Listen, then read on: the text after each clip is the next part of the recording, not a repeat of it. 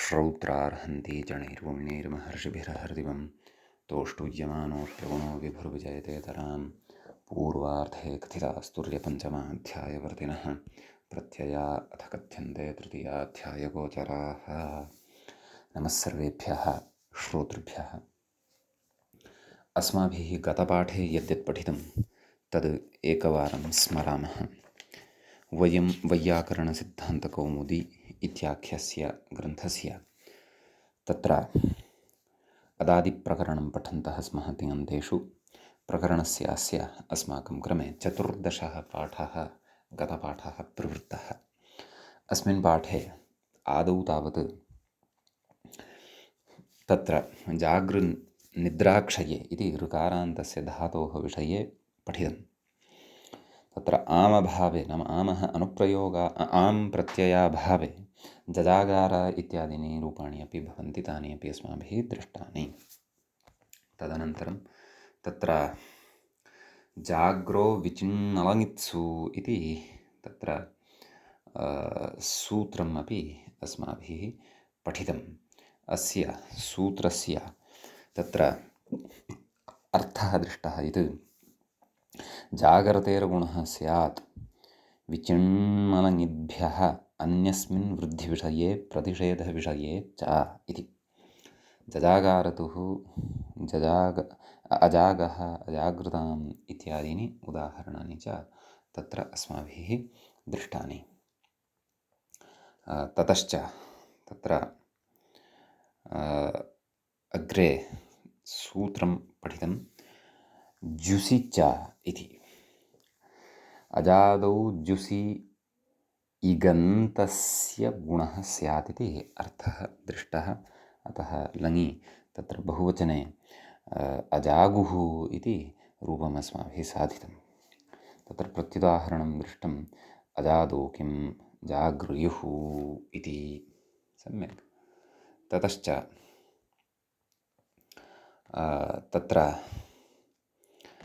ततः परं आशिषितु जागर्यात् जागर्यास्तां जागर्यासुः इत्यादीनि उदाहरणानि दृष्टानि। लुङि तावत् अजागरीत् इत्यादीनि उदाहरणानि दृष्टानि। जागृ इस् इति यणप्राप्तः इति उक्तं तत्र मूले। तं सार्वधातुगुणो बाधते तं सिचिवृद्धिः तं जागृतिगुणः तत्र कृते हलन्तलक्षणा वृद्धिः तत्र कृते नाम गुणे कृते हलन्तलक्षणावृद्धिः प्राप्ता नेटिति निषिद्धः। ततः अतो हलादेर्लघुः इति बाधित्वा अतोलनान्तस् इति वृद्धिः प्राप्ता हम्यन्तक्षण इत्यादिना निषिध्यते इति। एवं रीत्या कश्चन विशिष्टः प्रक्रियाक्रमः अत्र ग्रन्थकारेण सूचितः। अपि च अयमेव प्रक्रियाक्रमः ग्रन्थकारेण एकया रुचिरया कारिकया अपि अत्र उपनिबद्धः। तत्र च कारिका उक्ता गुणवृद्धिर्गुणवृद्धिः प्रतिषेधो विकल्पनं पुनर्वृद्धिनिषेधोतो यण्पूर्वाः प्राप्तयो न वा इति। एवं रीत्या अत्र काचित् प्रक्रिया भवति, तस्याः निर्वाहः इत्थं भवति इति तत्र पठितं। ततश्च तत्र अग्रे अस्माभिः अस्याः कारिकायाः अनन्तरं दरिद्रा दुर्गतौ इति धातुविषये केचन विशेषाः पठिताः। तत्र दरिद्राति इत्यादीनि रूपाणि लटि दृष्टानि। लटि एव तत्र इद्दरिद्रस्य इति विशेषः दृष्टः। अस्य सूत्रस्य अर्थः दृष्टः। दरिद्रातेः इकारः स्यात् हलादौ इति सार्वधातुके इति। दरिद्रितः इति तत्र उदाहरणं च अस्माभिः साधितं। ततश्च श्नाभ्यस्तयोरातः इत्यपि सूत्रान्तरम् अस्माभिः पठितम्।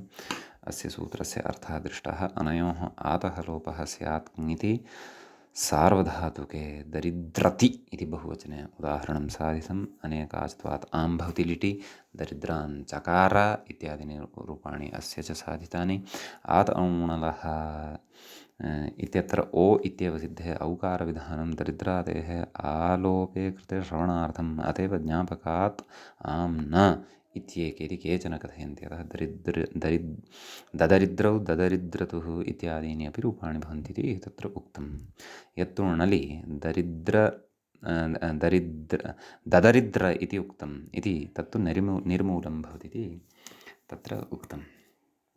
ततश्च दरिद्रातेरार्धधातुके विवक्षते आलोपः वाच्यः लुङि वा सनिणु ल्युटि च न इति इमानि वार्तिकानि अपि पठितानि। अपि च लुटः तत्र क्रियापदं दरिद्रिता इति पठितम् इत्यादीनि अन्यानि अपि क्रियापदानि अत्र दृष्टानि। तथैव तत्र अदरिद्रात् अदरिद्राताम् अदरिद्रुः दरिद्र्यात् दरिद्र्यात् अदरिद्रीत् इट्सकौ पक्षे अदरिद्रासीत् इत्यादीनि अन्यानि अपि रूपाणि तत्र अस्माभिः साधितानि। ततः अनन्तरं तत्र चकास्रदीप्तौ इति ऋदितधातुगतः विशेषः पठितः झस्य अत् भवति बहुवचने। अतः चकास्ति चकास्तः चकासति इत्यादीनि रूपाणि भवन्ति। लिटि चकासां चकार चकासां बभूव चकासामास इत्यादीनि अन्यानि चापि रूपाणि अस्माभिः दृष्टानि। ततश्च तत्र अस्य अन्यानि रूपाणि नाम इतः अग्रे लुडादिषु रूपाणि अन्यानि अपि अस्माभिः द्रष्टव्यानि वर्तन्ते, साधनीयानि वर्तन्ते। गते पाठे तावत् एतावान् विशेषः अस्माभिः पठितः अभूत्। तत्र च अस्य अदादिप्रकरणस्य 14 एषः पाठः आसीत्। अधुना तावत् अदादिप्रकरणस्यास्य अदादिगणस्यास्य 15 पाठः अस्माकं क्रमे अग्रे आरब्धः भवति।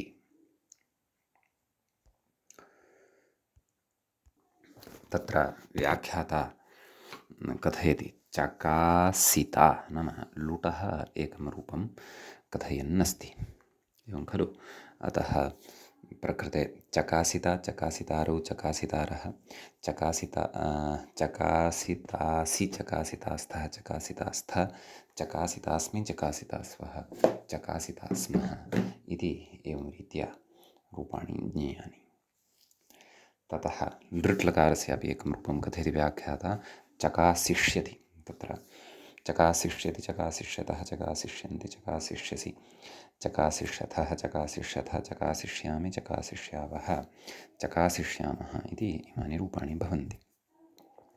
ततः लोटः कानिचन रूपाणि व्याख्याता अग्रे कथयति चकास्तु चकास्तां चकासतु इति तत्र रूपाणि सन्ति। तत्र वस्तुतः तातङ्गः पक्षे अपि एकं रूपम् अत्र द्रष्टव्यं चकास्तात् इति।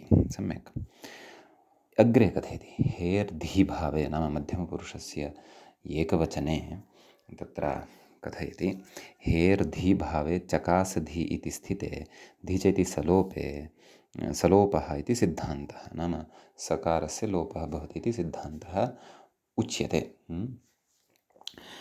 कथयति तत्र मतान्तरमाः सिच इत्येव सिच एव इत्येकः इत्येके इति मूले पश्यामः। धिच इति सलोपः सिचः एव इत्येके कोऽर्थः नाम धिच इति लोपः सिचः एव इत्येके मन्यन्ते इत्यर्थः। धिसकारे सिचः लोपश्चकाधीति प्रयोजनम् इति वार्तिकादिति तदाशयः इति। अतः चकाद्धि इति रूपं तत्र भवति। तर्हि तत्र चकाधि इति भवति खलु।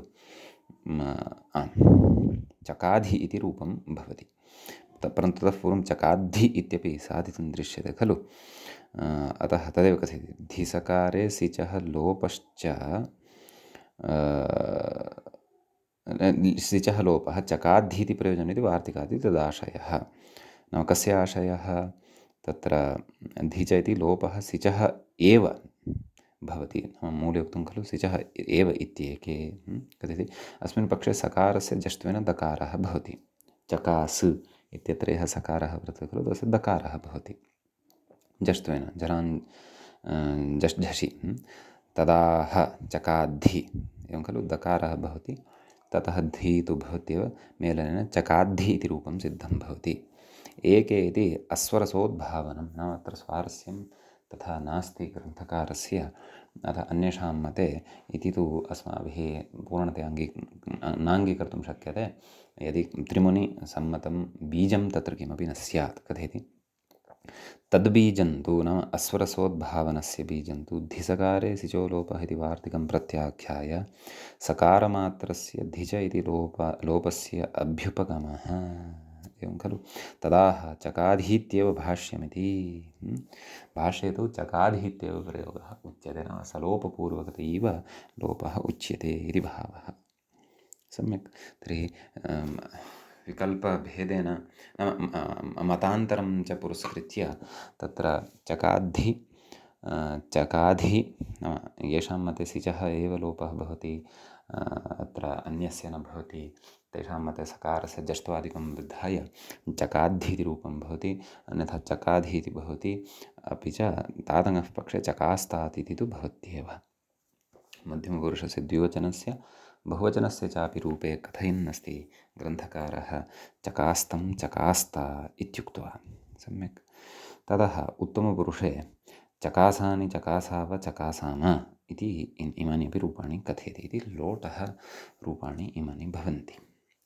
तत्र लङि कथयति व्याख्यातः लङि अचकास्त् ज्ञायते खलु अ अर्थात् अडागमः चकास्तु धातुः अस्ति मूलतः एषः त इति तिप्रत्ययः भवति तस्य इकारस्य इतश्च इत्यनेन लोपः भवति सम्यक् इति स्थिते सूत्रमारभ्यते।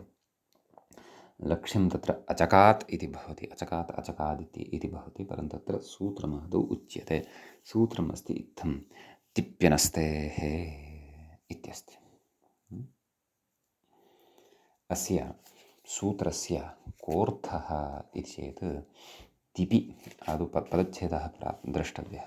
तिपि इति सप्तमी विभक्तेः एकवचनान्तं पदं भवति तिप् इति शब्दस्य शब्दात् सप्तम्यन्तं।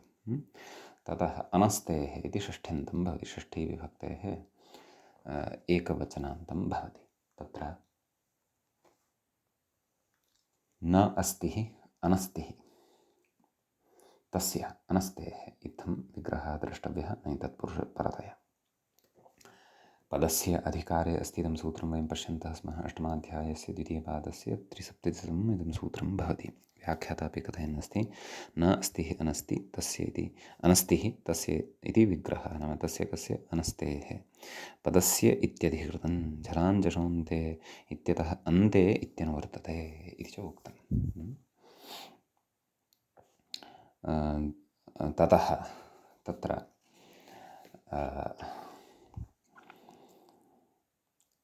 नाम अग्रे कथयन्नस्ति ससजुषोरुः इत्यतः सः इति षष्ठ्यन्तम् अनुवर्तते। वसुस्रंसु ध्वंसनुडहान्दः वसुस्रंसु ध्वंसनुडः शब्दाधिकारे इदं सूत्रं पठितं खलु इत्यतः दः इत्यनुवर्तते तदाह पदान्तस्येत्यादिना सूत्रार्थः द्रष्टव्यः। पदान्तस्य सस्य दः स्यात् तिपि नाम तिप् यदा परतः भवति तदा न त्वस्तेः परन्तु अस्तेः तु न भवति नाम अस् धातोः तु एषा व्यवस्था न भवति इति। तत्र मूले उच्यते ससजुषोरित्यस्यापवादः नाम ससजुषोरुः इत्यस्य अयम् अपवादो भवति। अत्र पादटिप्पणिमाध्यमेन सम्पादकः कथयति अयं पाठः क्वचिन्नास्ति इति सम्यक्। तर्हि अनस्तेः किं मूले व्याख्याता कथयन्नस्ति अनस्तेः किं सलिलं सवर्मा इदम् आह इत्यसधातोर्लङस्तिपि इकारलोपे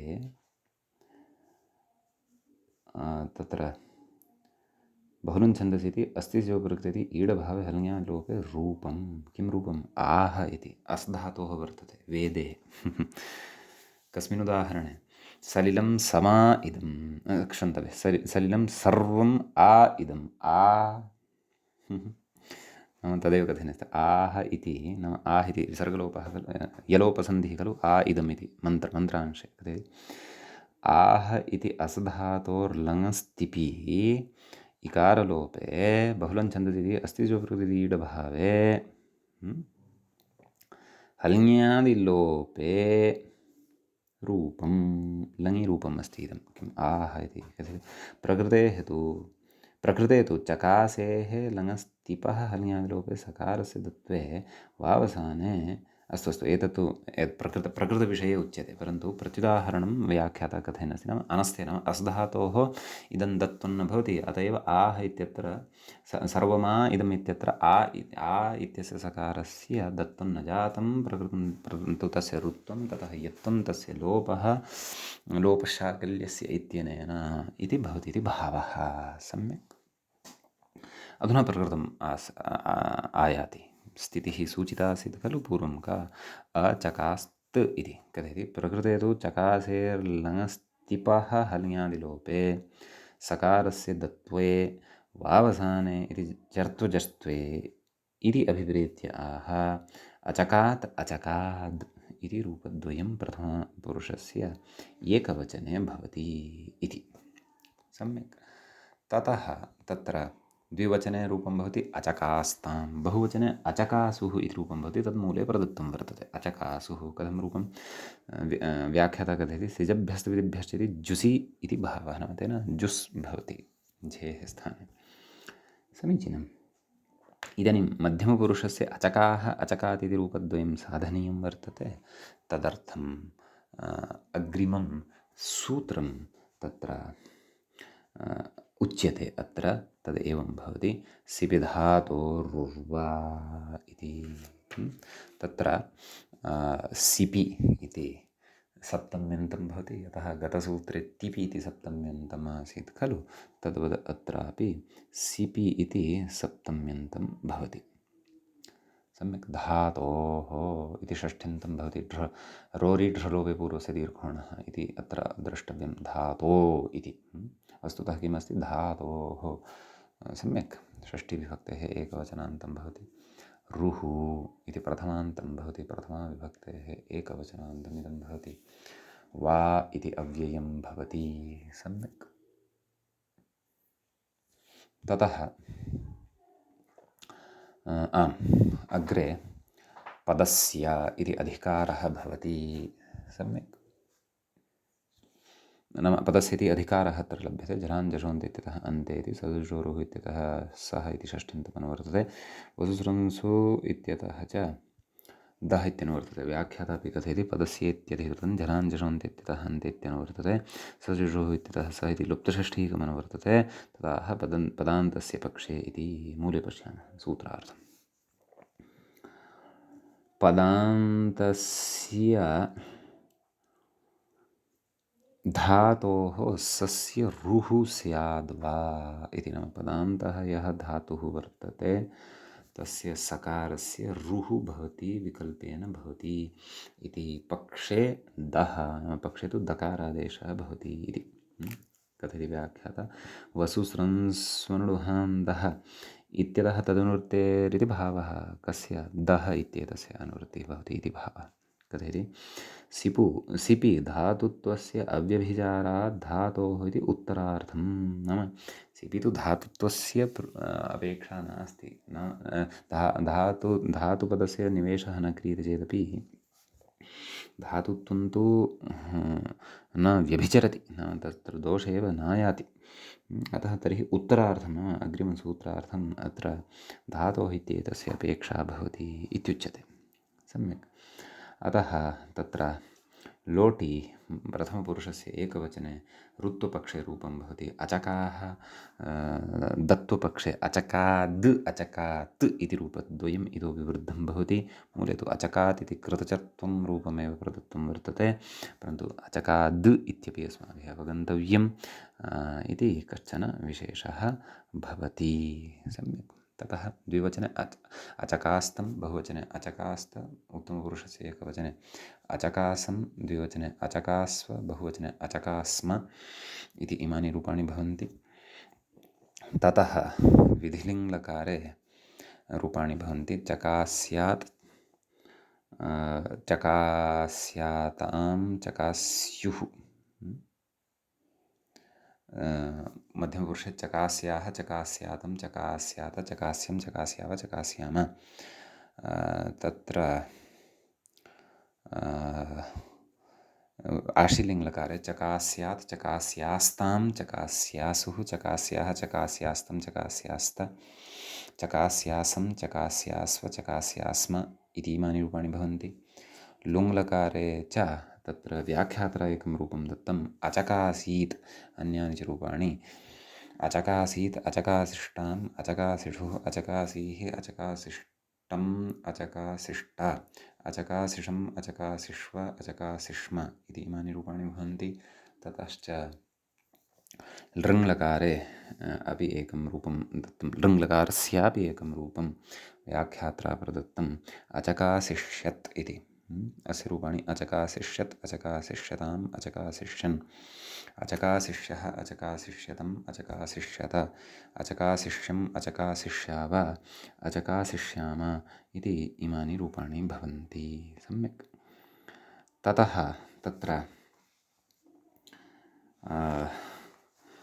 अग्रिमं चकासृधातुगतः एतावानेव विशेषः अत्र भवति। इतः अग्रिमः धातुः अस्माभिः अधुना पठनीयः वर्तते। सम्यक्। अग्रे धातुः वर्तते, कथयति तत्र शासु अनुशिष्टौ इत्युच्यते। व्याख्याता तत्र कथयन् अस्ति शासु धातुरुदित् सेट्, नाम अयम् उदित् वर्तते। उदितः किं फलं? तदेव स्वरति सूति सूयति धूयोदितो वा इति। अपि च किं कथयति सेट्, अयं धातुः सेडपि वर्तते इति। सम्यक्। अग्रे कथयति शास इदं हलोः इति।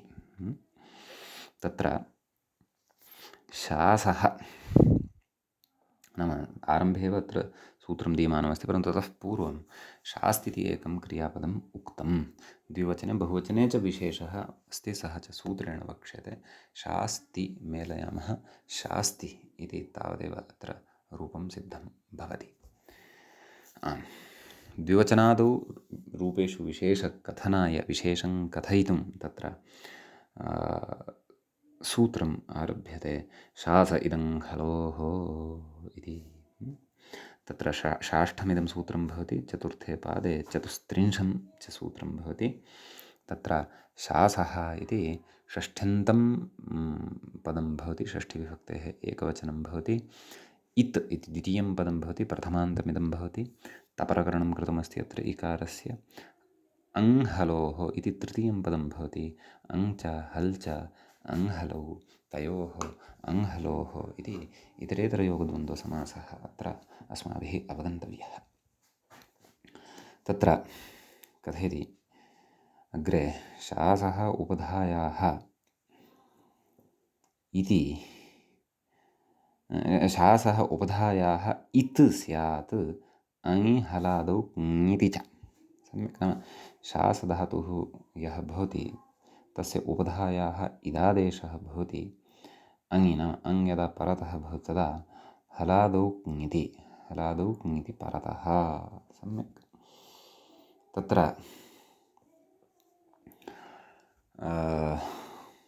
इति सूत्रार्थः दृष्टः अस्माभिः। व्याख्याता कथयति अनिदितां हरुबधायाः क्ङिति इत्यतः उपधायाः क्ङिति इत्यनुवर्तते तदाह शासोपधायाः इति सूत्रार्थः अस्माभिः दृष्टः एव शासः उपधायाः इति स्यात् अङिहलादौ क्ङिति च इति ततः अग्रे द्विवचने रूपम् अत्र साधयिष्यते अस्माभिः शिष्टः इति तत्र कथयति व्याख्याता आम् इदं सूत्रम् अस्माभिः पूर्वं पठितमस्ति यस्य स्मारणं कार्येण अस्ति शासिवसिकसीनाञ्च कथयति शः नाम शास तस् उपधायाः इत्थं शिस् तस् ततः प्रकृते षत्वं भवति केन शासिवसिकसीनाञ्च इत्यनेन शासधातोः यः सकारः तस्य षत्वं भवति शिष तस् ततः ष्टुत्वं भवति शिष टस् मेलनेन शिष्टस् सस्य ऋत्वविसर्गे सति शिष्टः इति प्रयोगः द्विवचने सिद्धः भवति ततः शासति बहुवचने प्रयोगः दत्तः अस्ति मूले व्याख्याता कथयति जक्षादित्वेन अभ्यस्तत्वात् अदादेशः इति भावः नाम झस्य अदादेशः भवति अतः अदादेशः नाम अत् इति भवति अतः शास् अत् इ शासति इति बहुवचने रूपं भवति सम्यक् मध्यमपुरुषस्य रूपाणि कथयति व्याख्याता शासि शिष्ठः शिष्ठा ष्टुत्वादिकं भवति ततः उत्तमपुरुषस्य कथयति शास्मि शिश्वः शिश्मः इति कथयति आशास्ते इत्यत्र तु नेत्वम् अत्र एत्वं न भवति कुतः अङ्योग्यस्य परस्मैपदिनः एव गृह्णादिति भाष्ये स्पष्टम् अतः आशास्ते इत्यादिषु तत्र इत्वं नैव शङ्कनीयम् इति कथयति एषः कञ्चन विशेषम् अत्र समीचीनं ततः अग्रे लिट् लकारः भवति तस्य रूपाणि द्रष्टव्यानि तत्र मूले शशासा शशासतुः इति रूपद्वयं दत्तं तर्हि कथं रूपाणि शशास शशासतुः शशासुः शशासिथ शशासथुः शशासा शशास शशासिव शशासिम इति इमानि रूपाणि भवन्ति ततः लुटि प्रथमपुरुषस्य लुटि व्याख्यात्र शशासिथ इति एकं रूपं दत्तमस्ति तदनन्तरं नाम शशासिथ इति विशेषं वक्तुकामेन व्याख्यात्र एकं लिटः अतिरिक्तं रूपं दत्तं शशासिथ इति ततः अनन्तरं लुटः एकं रूपं दत्तं शासिता इति तस्य शासिता शासितारौ शासितारः शासितासि शासितास्थः शासितास्थ शासितास्मि शासितास्वः शासितास्मः इत्यादीनि रूपाणि ज्ञेयानि लृटः एकं दत्तं शासिष्यति तत्र शासिष्यति शासिष्यतः शासिष्यन्ति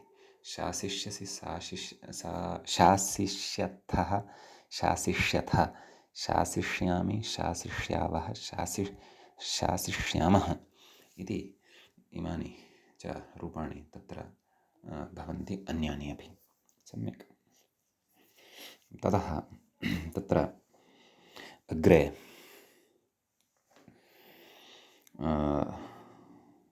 लोटि कश्चन विशेषः उच्यमानः वर्तते मूले तावत् प्रथमपुरुषस्य सर्वाणि रूपाणि दत्तानि सन्ति शास्तु शिष्टात् शिष्टां शासतु इत्यादि तत्र लोटि मध्यमपुरुषस्य एकवचने व्याख्याता कथयति शासहि इति स्थिते आह शाहौ इति अस्ति सूत्रं शा इति व्याख्याता कथयति शा इति लुप्तप्रथमाकं हौ हौ इति हि इत्येतस्य सप्तमी विभक्तेः एकवचनान्तं भवति सम्यक् ततः व्याख्याता कथयति शास इदङ्घलोः इत्यतः शास इत्यनुवर्तते तदाह शास्तेरिति मूले तत्र सूत्रार्थः द्रष्टव्यः शास्तेः शादेशः स्यादौ परे नाम शास इति धातोः शा इति आदेशः भवति यदा हि इति परतः भवति तदा सम्यक् कथयति इत्वापवादः नाम शास इदं खलोः इत्यनेन सूत्रेण यदित्वं प्राप्तं भवति तस्यायमपवादः भवति इति। सम्यक्। तर्हि अग्रे कथयति ननु शासेः शाभावे सति झल्परत्वाभावात् कथं हेर्धीः केन झल्भ्यो हेर्धीः अयं विचारः अस्माभिः असिद्धो तत्राभादित्यत्र विस्तरेण व्याख्यायां पठितः भवन्तः स्मरेयुः। सम्यक्। हेर्धीः इत्यतः आह तस्य आभीयत्वेन इति मूले पश्यामः। तस्य कस्य शादेशस्य आभीयत्वेन असिद्धत्वात् हेधिः नाम शाभावः यः जातः वर्तते सः असिद्धः तत्राभात् इति शास्त्रद्वारा असिद्धः भवति। अतः झलन्तत्वमेव शास् इति धातोः तिष्ठति। अतः तादृशम् नाम असिद्धत्वं पुरस्कृत्य तादृशं झलन्तत्वमादाय प्रकृते हे धीरिति आदेशः भवति इति भावः शाधीति रूपं सिद्धं भवति। अत्र व्याख्याता कथयति यद्यपि धिच इति सलोपे शाधीति सिद्धम् एवं खलु तथापि सलोपस्य सिद्धत्वात् शास इति इत्थं स्यात् शासिदङ्गलोः इत्यनेन इत्थं स्यात् तन्निवृत्तये शाविधानमित्याहुः इति भावः। सम्यक्। तर्हि शाधि इति रूपं भवति तत्र शादेशे सति पक्षे तादनः पक्षे शिष्टात् इति रूपं भवति। द्विवचने शिष्टं बहुवचने शिष्टा उत्तमपुरुषस्य एकवचने च शसानि शसाव शसाम इति इमानि रूपाणि भवन्ति। सम्यक्। ततः अग्रे लङ्लकारः भवति। सम्यक् कथयति लङ्याः अशादिति अशात् अशाद् इति भवति रूपद्वयं। कथयति तिप्यनस्तेः इति दत्वे चर्तविकल्प इति भावः। द्विवचने किं रूपम् अशिष्टां। सम्यक्। बहुवचने अशासुः इति मूले प्रदत्तं द्विवचनस्य रूपं मूले प्रदत्तं वर्तते अशिष्टां बहुवचने अशासुः। कथयति अभ्यस्तत्वात् जुसिति भावः एवं खलु। ततः अशाः अशात् इति। सम्यक्। मध्यमपुरुषस्य एकवचने इदं रूपं भवति अशाः अशात् नाम रूपद्वयं मूले दत्तमस्ति अशात् अशाः रूपद्वयं भवति। कुतः कथयति सिविधातो रुर्वा नाम रुत्वं विकल्पेन पठितं खलु अस्माभिः सैव व्यवस्था अत्रापि भवति। सिविधातो रुर्वा इति रुत्वदत्तविकल्प इति भावः। अशिष्टम् अशिष्टा इति मध्यमपुरुषस्य द्विवचनस्य बहुवचनस्य च रूपं कथयति। परन्तु अशा नाम तत्र अशाः अशात् अशादिति रूपत्रयं मध्यमपुरुषे यत् साधितं तत्र तदपि अवधेयं तत्रापि अवधानं कर्तव्यम्। उत्तमपुरुषस्य कथयति अशासम् अशिष्व अशिष्म इति उत्तमपुरुषस्य च रूपाणि भवन्ति। सम्यक्। ततः अग्रे शिष्यात् इति नाम मूले शिष्यात् इति रूपं दत्तमस्ति खलु। कथयति शास् इदङ्गलो इति त्वे शासि वसि रसीनाञ्जति ष इति भावः। सम्यक्। तर्हि अयं शिष्यात् इति प्रयोगः विधिलिङ्लकारस्य एकवचने अपि भवति आशीलिङ्लकारस्य एकवचने अपि भवति। परन्तु तत्र लकारान्त नाम किमित्युच्यते वचनान्तरेषु पुरुषान्तरे च व्यत्यासः ईषद् भवति। अतः रूपाणि एकवारं वदामः। शिष्यात् शिष्यास्तां शिष्युः शिष्याः शिष्यातं शिष्यात शिष्यां शिष्याव शिष्याम। आशीर्लिङ्गि शिष्यात् शिष्यास्तां शिष्यासुः शिष्याः शिष्यास्तं शिष्यास्त शिष्यासं शिष्यास्व शिष्यास्म इति इमानि च रूपाणि भवन्ति। सम्यक्। ततः अग्रे रूपम् उच्यमानं वर्तते अशिषद् इति। कस्मिन् सन्दर्भे इदम् उच्यमानं वर्तते सर्तिशास्त्यर्तिभ्यश्च इति सम्यक्। कथयति अशिषत् कथयति अङि इत्त्वमिति भावः एवं खलु। एतः आशीर्लिङ्गः लकारानन्तरं तत्र लुङ्लकारः भवति खलु, अतः अशिषत् इत्यादीनि रूपाणि च अत्र अस्माभिः अवगन्तव्यानि। सम्यक्। अशिषत्, अशिषताम्, अशिषन्, अशिषः, अशिषतम्, अशिषत, अशिषम्, अशिषाव, अशिषाम इत्यादीनि रूपाणि अत्र भवन्ति। लृङि तावत् तत्र लृङः रूपं मूले उक्तं वर्तते अशासिष्यत् इति। तर्हि अन्यानि रूपाणि तु सरलानि एव। अशासिष्यत्, अशासिष्यताम्, अशासिष्यन्, अशासिष्यः, अशासिष्यतम्, अशासिष्यत, अशासिष्यम्, अशासिष्याव, अशासिष्याम इति इत्यादीनि इमानि रूपाणि अत्र भवन्ति। सम्यक्। ततः अग्रे तत्र एतद्धातुगतस्तु विशेषः सम्पन्नः।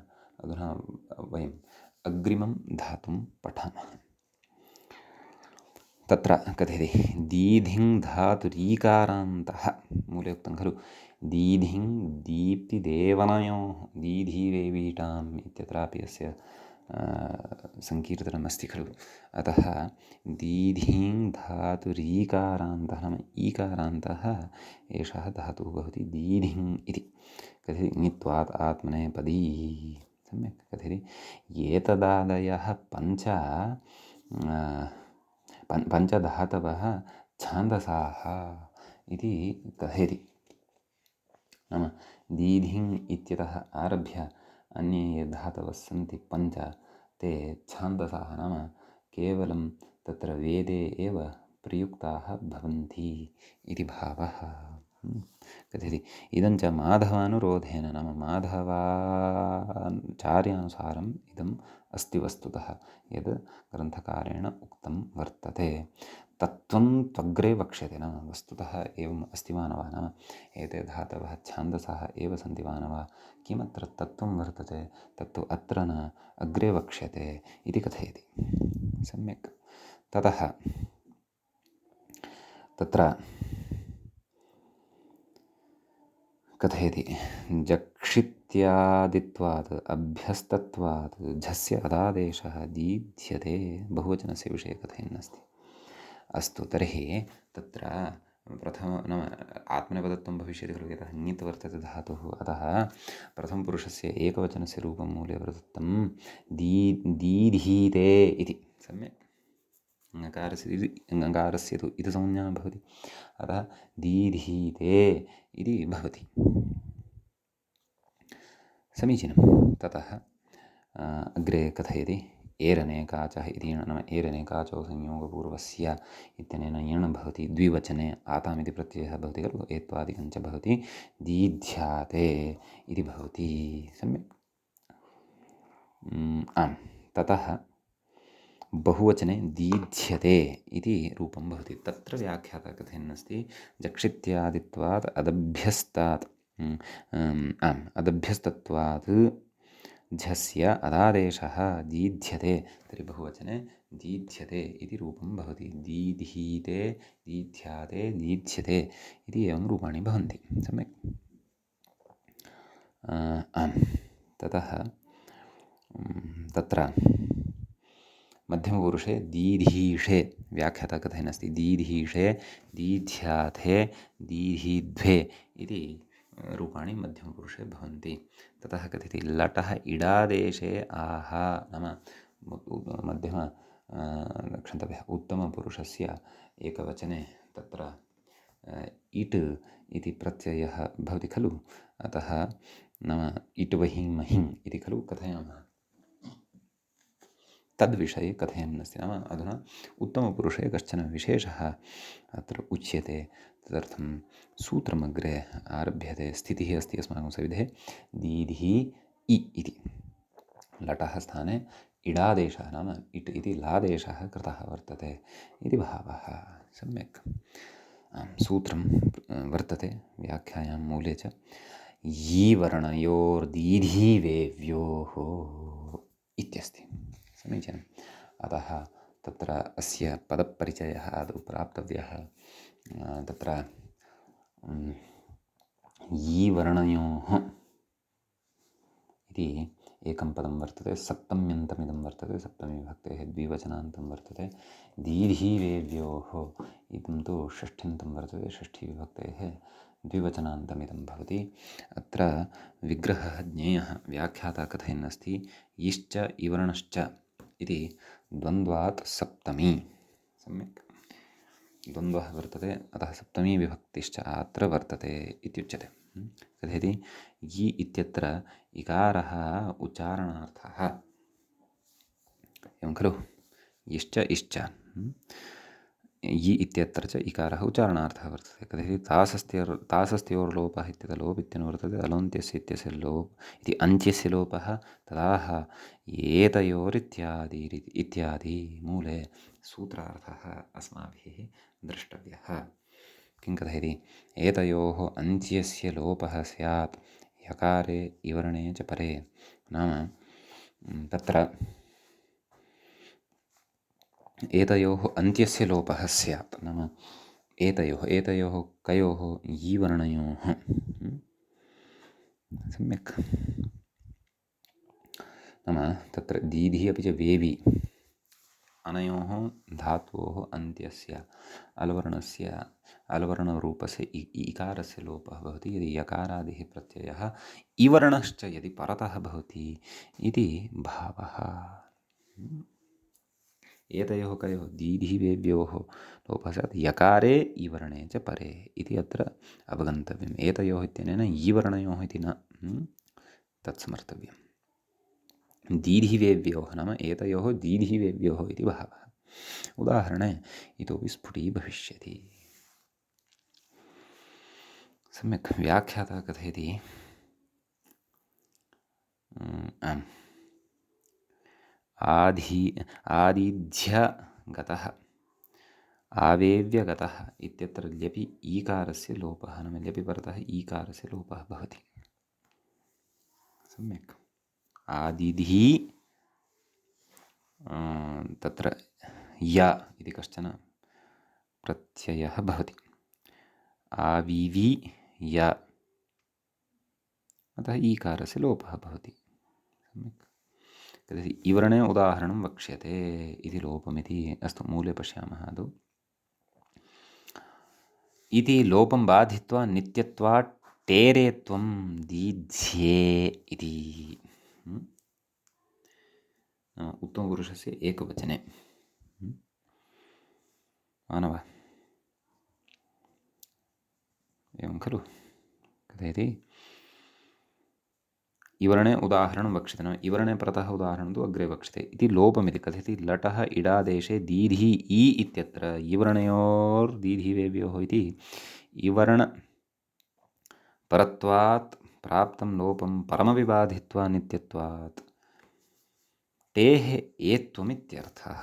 तथा चेत् दीधि ए यणं भवति, दीध्ये ई लोपः न भवति इति भावः। तर्हि किमर्थमिदं सूत्रं मानवः? अन्यत्र प्रयोजनं स्यात्, पश्यामः। कथयति कृते अकृते च लोपे प्रवृत्तेः एत्वं नित्यम्। एवं खलु। नाम लोपः भवतु अथवा लोपः न भवतु, तथापि एत्वं तु भवत्येव। अतः लोपं प्रबाध्य प्रकृतेत्वं प्रवर्तते इत्युच्यते। एत्वं यदा भवति तदा तु यकारो वा इकारो वा परतः न लभ्यते, अतः यण् भवति। अतः दीध्ये इति उत्तमपुरुषस्य एकवचने रूपं भवति इति भावः। कथयति तस्मिन् कृते यी वर्णपरगत्वाभावान् न लोप इति भावः। एवं खलु। गुणनिषेधः इति मूले उक्तम्। दीधि वेवीटाम् इति गुणनिषेधः। इदं च सूत्रमस्माभिः पूर्वं पठितमेव अस्ति। गुणः प्राप्तः भवति परन्तु तस्य निषेधः उच्यते। सम्यक्।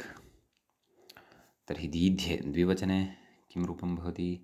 द्विवचने तत्र दीध्याथे नैव तत्र दीध्ये इति उत्तमपुरुषस्य एकवचने खलु। द्विवचने दीधीवहे, बहुवचने दीधीमहे इति एतद्रूपद्वयं च भवति। सम्यक्। गुणनिषेधः इति क्वोच्यते। गुणनिषेधः दीध्यां चक्रे। कथयति दीधि आम् इति स्थिते सार्वधातुकार्धधातुके इति प्राप्तस्य निषेध इत्यर्थः। सम्यक्। अतः तत्र दीध्याञ्चक्रे क्रियः अनुप्रयोगे दीध्याञ्चक्रे दीध्याञ्चक्राते दीध्याञ्चक्रिरे दीध्याञ्चकृषे दीध्याञ्चक्राथे दीध्याञ्चकृढ्वे दीध्याञ्चक्रे दीध्याञ्चकृपहे दीध्याञ्चकृमहे इति क्रियः अनुप्रयोगे। भुवः अनुप्रयोगे तु परस्मैपदत्वमेव भवति। अतः दीध्यां बभूव दीध्यां बभूवतुः दीध्यां बभूवुः दीध्यां बभूविथ दीध्यां बभूवथुः दीध्यां बभूव दीध्यां बभूव दीध्यां बभूविव दीध्यां बभूविम इति इमानि रूपाणि भवन्ति। ततः तत्र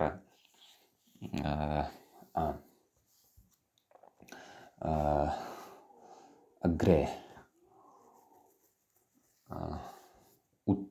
नाम असधातोः अनुप्रयोगे अपि खलु रूपाणि। अतः दीध्यामास दीध्यामासतुः दीध्यामासुः दीध्यामास दीध्यामासितः दीध्यामास दीध्यामासत्वुः दीध्यामास दीध्यामास दीध्यामासिव दीध्यामासिम इति असः अनुप्रयोगे च रूपाणि भवन्ति। सम्यक्। इति लिटि रूपाणि भवन्ति। आमः अनुप्रयोगश्च अनेकाच्त्वात्। सम्यक्। कास्य अनेकाचः आं वक्तव्यः लिटि इत्युच्यते खलु। अतः अस्तु। इदानीं लुटि रूपं मूले उक्तं वर्तते दीधिता। तत्र व्याख्याता कथयति दीधितेति कथयति इति कृते इवर्णवर्गत्वात् ईकारस्य लोपः इति भावः। सम्यक्। तदेव अत्र फलमस्ति कस्य ईवर्णयोर्दीधिवेव्योः इत्यस्ति तस्य प्रयोजनम्। तर्हि दीधिता दीधितारौ दीधितारः दीधितासे दीधितासाथे दीधिताद्वे दीधिताहे दीधितास्वहे दीधितास्महे। लृटि दीधिष्यते इति मूले रूपं दत्तमस्ति। दीधिष्यते दीधिष्येते दीधिष्यन्ते दीधिष्यसे दीधिष्येथे दीधिष्यद्वे दीधिष्ये दीधिष्यावहे दीधिष्यामहे। सम्यक्। इति इमानि च रूपाणि अत्र भवन्ति। ततः अत्रापि अस्य लोपः ईकारस्य लोपः भवति। इडागमः च स्य इत्येतस्य भवति। अतः एव ह्रस्व इकारस्य श्रवणं भवति इति विवेकः कर्तव्यः। अग्रे लोट्लकारः भवति। मूले तु तावता लृडन्तानि एव रूपाणि उक्तानि। लोटः एकं रूपं कथयन्नस्ति व्याख्याता दीधिताम् एवं खलु। तर्हि कथं रूपाणि भवेयुः दीधितां दीध्याताम् इति द्विवचने। बहुवचने दीध्यताम्। मध्यमपुरुषे दीधिष्व व्याख्याता कथयन्नस्ति दीधिष्व दीध्यातां दीधिध्वम्। उत्तमपुरुषे अपि कथयति दीध्यै दीध्यावहै दीध्यामहि। ततः लङ्लकारस्य रूपाणि कथयन्नस्ति अदीधीत् अदीध्याताम् अदीध्यत अदीधीधाः अदीध्याताम् अदीधीध्वम् अदीधि अदीधीवहि अदीधीमहि। सम्यक्। ततः लङः अनन्तरं विधिलिङ्गकारस्य रूपाणि कथयति दीधीता दीधीयाताम् दीधीरन्। अन्यानि रूपाणि अस्माभिः वक्तव्यानि। दीधीरन् दीधीधाः दीधीयातां दीधीध्वं दीधीय दीधीवहि दीधीमहि इति इमानि रूपाणि भवन्ति। ततः आश्रिलिङ्गः रूपाणि कथयति व्याख्याता दीधिशीष्ट दीधिषीयास्तां दीधिषीरन्। अन्यानि रूपाणि मध्यमपुरुषे उत्तमपुरुषे च अस्माभिः वक्तव्यानि दीधिशीष्ठाः दीधिषीयास्तां दीधिषीध्वं दीधिषीय दीधिषीवहि दीधिषीमहि। लुङः रूपाणि कथयति व्याख्याता अदीधिष्ट अदीधिष्यत। एकं रूपं लुङः कथयति अदीधिष्ट। अन्यानि च रूपाणि अस्माभिः कथनीयानि अदीधिष्ट अदीधिषाताम् अदीधिषत अदीधिष्ट अदीधिष्ठाः अदीधिषाताम् अदीधिध्वम् अदीधिषि अदीधिष्वहि अदीधिष्महि। आश्रिलिङ्गः अपि एकं रूपाणि कथयति व्याख्याता अदीधिष्यत अदीधिष्यत अदीधिष्येताम् अदीधिष्यन्त अदीधिष्यथाः अदीधिष्येताम् अदीधिष्यध्वम् अदीधिष्ये अदीधिष्यावहि अदीधिष्यामहि इति इमानि च रूपाणि लृङ्लकारे भवन्ति। समीचीनम्। ततः अग्रे व्याख्याता कथयन्नस्ति वस्तुतस्तु छन्दसि दृष्टानुविधित्वात् नाम दृष्टानुविधिश्छन्दसि भवति इत्युच्यते। नाम प्रयोगानुसारमेव रूपाणि भवन्ति इत्यर्थः। सर्वाणि रूपाणि भवेयुरेव इति नास्ति। कथयति येषां पञ्चानां लोकानुसारेण रूपवर्णनम् अनुचितं, नाम यथा लोकानुसारेण रूपवर्णनं कृतमस्ति ग्रन्थकारेण तन्न युज्यते। अतः वेदे छान्दसाः एते धातवः सन्ति कृत्वा वेदे यानि यानि रूपाणि दृश्यन्ते तान्येव व्युत्पादनीयानि सर्वाणि रूपाणि अत्र न वर्णनीयानि। तत्तु औचित्याय न भवति इति भावः। सम्यक्। अग्रे तत्र कथयति ग्रन्थकारः वेविङ् वेतिना तुल्यः, वेतिना तुल्ये इति मूले उक्तं खलु। विगति इत्यनेन तुल्ये अर्थे वर्तते इत्यर्थः। विगतिः विगति इत्यनेन, विगतौ गतावित्यनेन इति कथनीयं खलु। विगति इत्यनेन, गति इति नपुंसकलिङ्गे कथं व्यवह्रियमाणम् अस्ति मूले इति चिन्तनीयम्। अथवा विगतौ इत्यनेन तुल्येन, तस्य धातु वि इत्यस्य धातोः यः अर्थः तस्मिन् अर्थे एव अयं अपि धातुः भवति। कः? वेविङ् इति। सम्यक्। कथयति दीधिवद्रूपाणि, नाम दीधिङ् इति धातोः यथा रूपाणि अस्माभिः उक्तानि तद्वदेव अत्रापि रूपाणि भवन्ति इति भावः। तर्हि अस्य अपि सर्वाणि रूपाणि अत्र वयं वदेम। वेविते वेव्याते वेव्यते वेवीषे वेव्याथे वेविध्वे वेवीवहे वेविमहे इत्यादीनि रूपाणि।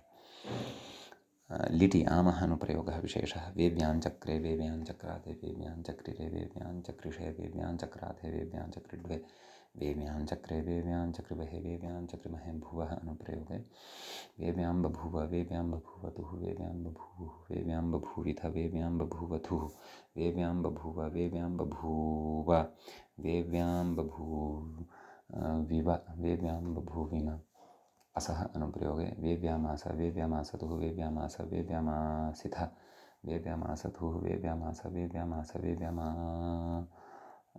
वेव्यामासिम। सम्यक्। लुटि वेविता वेवितारो वेवितारः वेवितासे वेवितासाथे वेविताद्वे वेविताहे वेवितास्वहे वेवितास्महे। लृटि वेविष्यते वेविष्यते वेविष्यन्ते वेविष्यसे वेविष्यते वेविष्यद्वे वेविष्ये वेविष्यावहे वेविष्यामहे। लोटि वेवितां वेव्यातां वेव्यतां वेवीक्ष्व वेव्यातां वेवीध्वं वेव्यै वेव्यावहै वेव्यामहै। लङि अवेवीत् अवेव्याताम् अवेव्यता अवेवीथाः अवेव्याताम् अवेवीध्वम् अवेवि अवेविवहि अवेविमहे। विधिनिङि वेवीद वेवीयातां वेवीरन् वेवीथाः वेवीया नैव आशीर्लिङि नैव विधिनिङि। इतः पूर्वमस्माभिः लङ्लकारे उक्तानि खलु।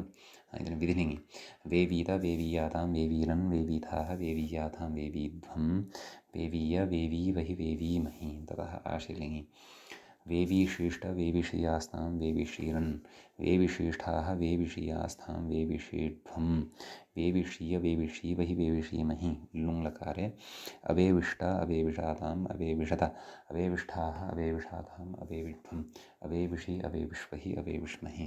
लृङ्लकारे अवेविष्यत अवेविष्येताम् अवेविष्यन्त अवेविष्यथाः अवेविष्येथाम् अवेविष्यध्वम् अवेविष्ये अवेविष्यावहि अवेविष्यामहि इति इमानि रूपाणि एतानि वेविङ् धातोः अपि भवन्ति।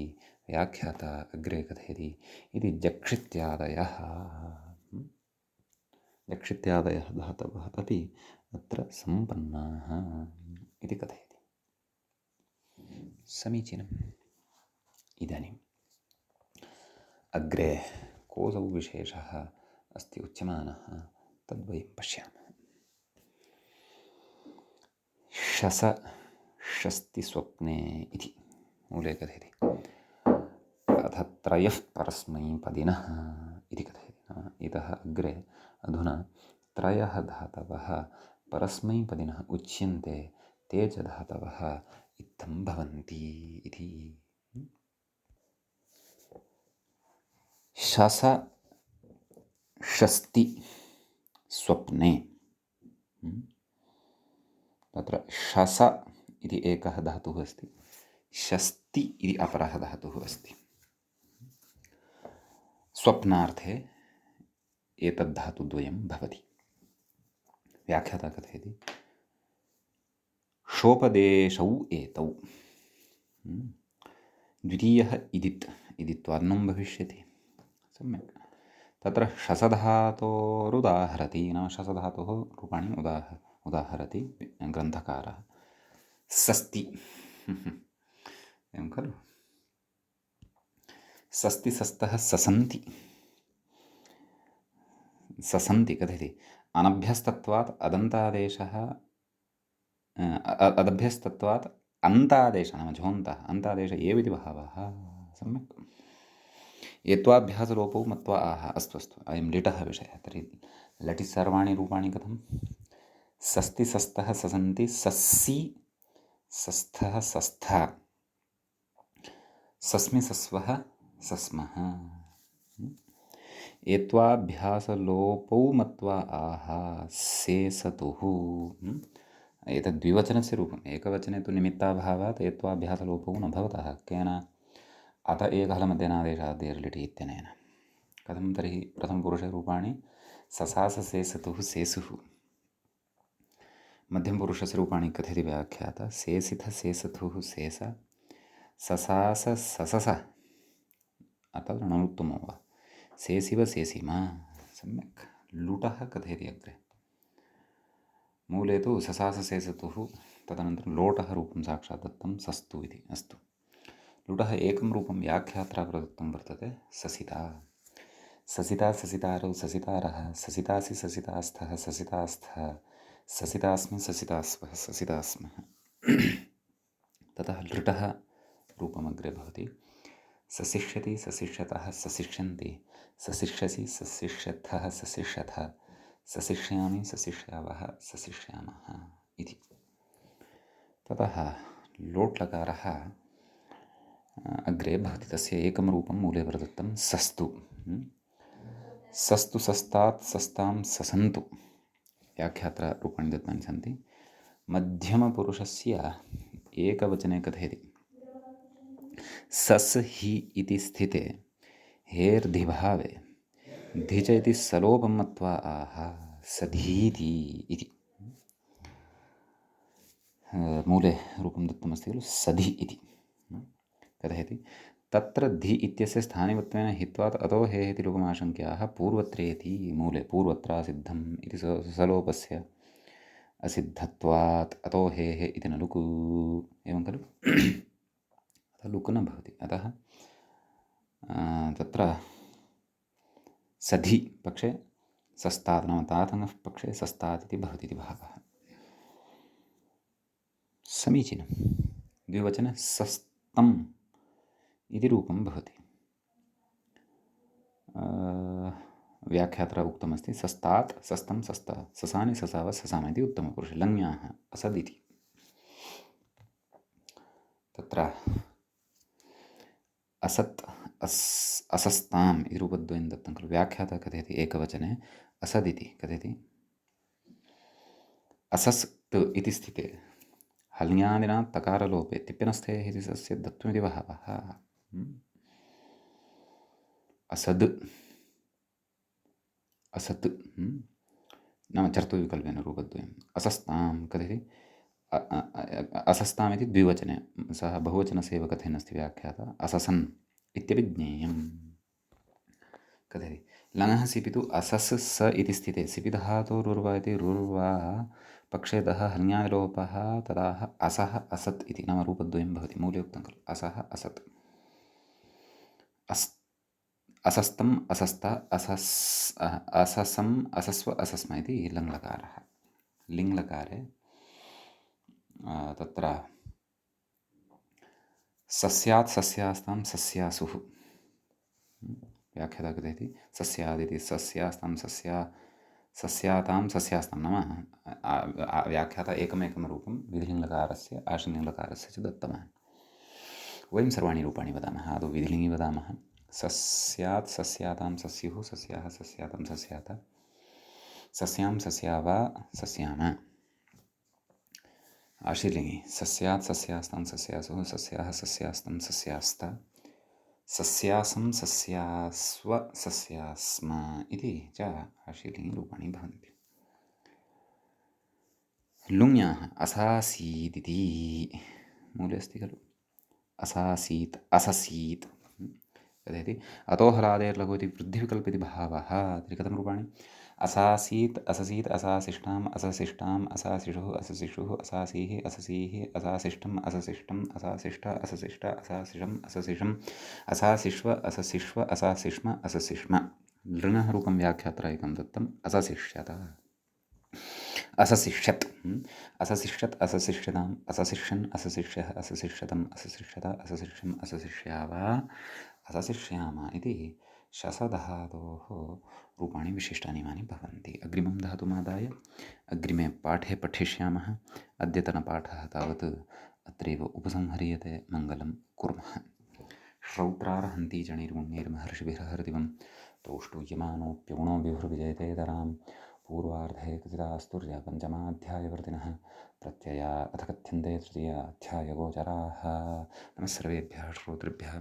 एवञ्च अदादिगणस्यास्य अयं पञ्चदशः पाठः अस्माकं क्रमे सम्पन्नतां गतः। नमः सर्वेभ्यः श्रोतृभ्यः भवद्भ्यः।